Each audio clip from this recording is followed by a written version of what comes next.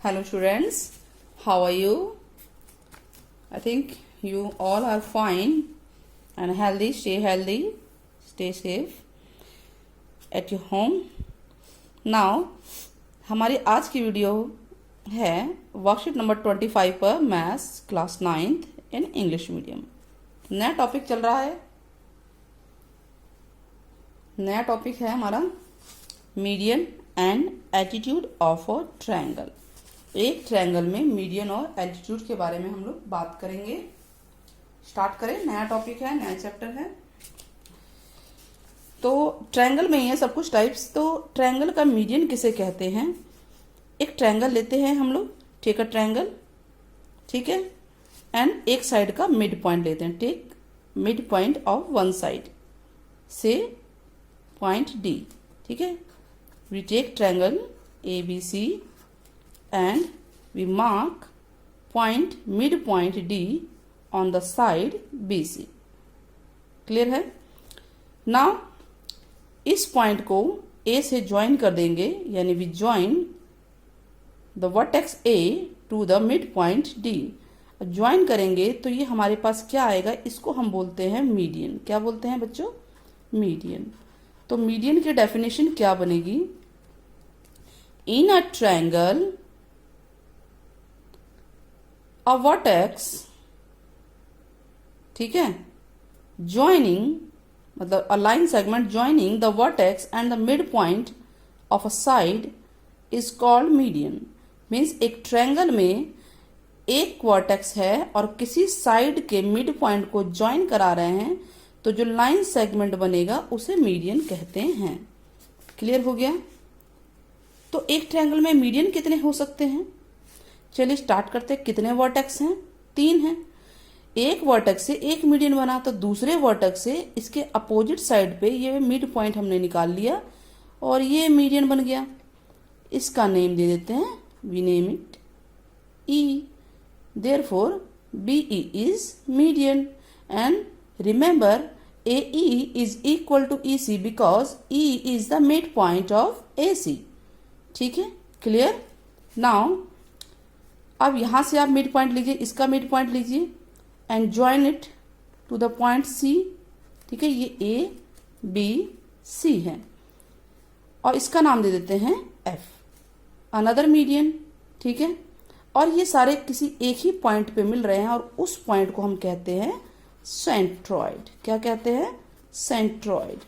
ठीक है, तो a triangle has maximum 3 medians because it has maximum 3 vertex and 3 midpoints। आप आएंगे 3 साइड से, तो maximum 3 medians होंगे और all the medians are intersecting at a common point, जिसको हम बोलते हैं centroid। ठीक है, now brain teaser. Brain teaser means कि आपको अपना दिमाग लगा के सोचना है कि हमने इसमें सारा आपको बताया हुई है, आंसर बताना है आपको। Find out whether the median of A triangle is always inside और आउटसाइड द ट्रायंगल। इनसाइड और आउटसाइड, मीडियन क्या इनसाइड होता है या आउटसाइड? तो हम देखते हैं कि एक पॉइंट का जो वर्टेक्स है, ट्रायंगल का वर्टेक्स है, वो किसी साइड के मिड पॉइंट को ही ज्वाइन कर रहा है और ज्वाइन तो वो अंदर ही करेगा, इनसाइड ही करेगा। अनदर मीडियन देख रहे हैं, वो भी इनसाइड है। अनदर मीडियन देख रहे हैं, वो भी इनसाइड है। तो आप आंसर बताइए, क्या होगा? बताइए।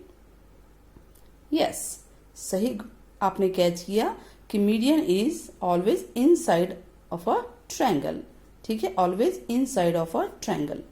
Now do 3 medians of a triangle intersect at a same point और डिफरेंट पॉइंट? आप बताइए कि मीडियन के सेम पॉइंट पे इंटरसेक्ट कर रहे हैं, डिफरेंट पॉइंट पे? आप खुद देखेंगे, हमने ये करके देखा कि तीनों मीडियन एक पॉइंट पे इंटरसेक्ट कर रहे हैं, तो इसका आंसर क्या होगा? सेम पॉइंट पे। ठीक है, now name the point where all the medians of a triangle intersect. क्या नाम है उस पॉइंट का? सेंट्रॉइड। उसको क्या बोलते हैं हम? सेंट्रॉइड। क्लियर हुआ ये? और इसको आपको अब लिखना है। हमने आपकी हेल्प कर दी है। आगे बढ़ते हैं, नेक्स्ट टॉपिक। इसी से रिलेटेड क्वेश्चन है। एक और ट्रायंगल बनाया गया है PQR और इसके मीडियन है PB, AR और QC। अब आपको नेम मीडियन के नेम लिखने हैं सिर्फ, तो लिखिए पी बी, नेक्स्ट क्या है क्यू सी, और तीसरा है ए आर। ठीक है बच्चों। नाउ सेंट्रॉइड के बारे में हमें पता चल गया, मीडियन के बारे में पता चला कि मीडियन क्या होता है और सेंट्रॉइड क्या होता है। एक ट्रायंगल में 1 सेंट्रॉइड होता है और कितने मैक्सिमम मीडियन हो सकते हैं, 3 मीडियन हो सकते हैं। क्लियर है। और मीडियन जिस साइड के पास होता है उसको बाइसेक्ट करता है, यानी हम ये बोले अगर मीडियन वर्ड आ गया तो ये साइड बाइसेक्ट हो रही है, यानी कि ये वाला हिस्सा इस वाले हिस्से के इक्वल है, B D equal to D C. ठीक है, क्लियर है। नाउ नेक्स्ट है एल्टीट्यूड के बारे में बात करते हैं। एक ट्रायंगल और ट्राई करते हैं और इसके ऊपर हम 90 डिग्री का एंगल बनाते हैं, इसको बोलते हैं एल्टीट्यूड। तो एल्टीट्यूड की डेफिनेशन क्या बनेगी, हमने क्या किया, एक ट्रायंगल लिया, एक एल्टीट्यूड बनाया ई एफ, ठीक है, ई एफ के ऊपर डी जी एल्टीट्यूड बनाया है वर्टेक्स डी से, ठीक है, और इसको बोलेंगे altitude of triangle D E F. यानी a line passing through a vertex of a triangle, एक ट्रायंगल में एक लाइन किसी वर्टेक्स से पास हो रही है और वो परपेंडिकुलर है अपोजिट साइड के, तो उसको हम बोलते हैं एल्टीट्यूड ऑफ अ ट्रायंगल। किसी भी ट्रायंगल का वो एल्टीट्यूड है। क्लियर हुआ ये। चलिए, तो अब ये बताइए कि एल्टीट्यूड कितने हो सकते हैं, how many maximum number of altitude. जितने वर्टेक्स हैं आपके ट्रायंगल में, कितने वर्टेक्स हैं, 3 है ना, तो एक से एक एल्टीट्यूड आया तो दूसरे से भी आ जाएगा एल्टीट्यूड 90 डिग्री का। ठीक है, जी है, एच दे देते हैं, तीसरे से भी एल्टीट्यूड आ जाएगा, आई हो जाएगा, तो ये 3 एल्टीट्यूड आ गए। तो कितने हो सकते हैं, ब्रेन टीचर बताइए, टोटल 3 एल्टीट्यूड हो सकते हैं। ठीक है। Now name the point where all the altitude, जहां पे ये मिलते हैं उस पॉइंट का नाम क्या है, उस पॉइंट को हम बोलते हैं ऑर्थो सेंटर। क्या बोलते हैं, ऑर्थो सेंटर।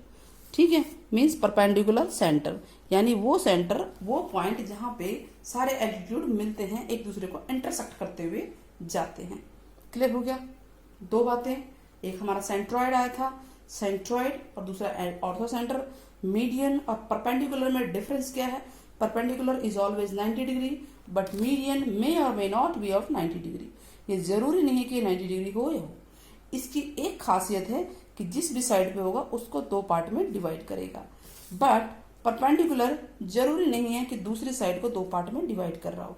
मीन्स कि अगर ये परपेंडिकुलर पड़ा है तो ये इसका मतलब बिल्कुल भी नहीं है कि ई जी इक्वल टू जी एफ हो। ठीक है, क्योंकि ट्रायंगल किसी भी टाइप का हो सकता है, ये परपेंडिकुलर जरूरी है, इसमें एक कंडीशन जरूरी है कि वह है परपेंडिकुलर। क्लियर है। नाउ नेक्स्ट, अब आपको एल्टीट्यूड के नाम बताने। इस ट्रायंगल में ट्रायंगल है तो हम एल्टीट्यूड देख रहे हैं, एक क्यू सी है, एक पी बी है और एक आर है, ए आर है।